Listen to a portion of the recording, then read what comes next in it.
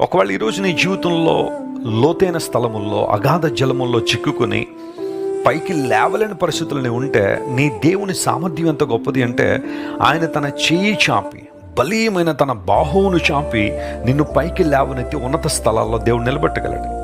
దేశం యొక్క ఉన్నత స్థలముల్లో నిన్ను ఎక్కిస్తానని వాగ్దానం చేశాడు యెషయా గ్రంథంలో.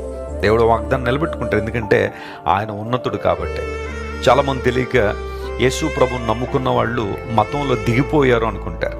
దిగిపోవడం కాదు. ఒకవేళ ఎవరైనా మీతో ఆ మాట అంటే మీరు ఆ మాటకు ఏకీభవించకండి. మేము దిగిపోలేదు, దిగిపోయిన మమ్మల్ని యేసు ప్రభు పైకి లేవనెత్తారు.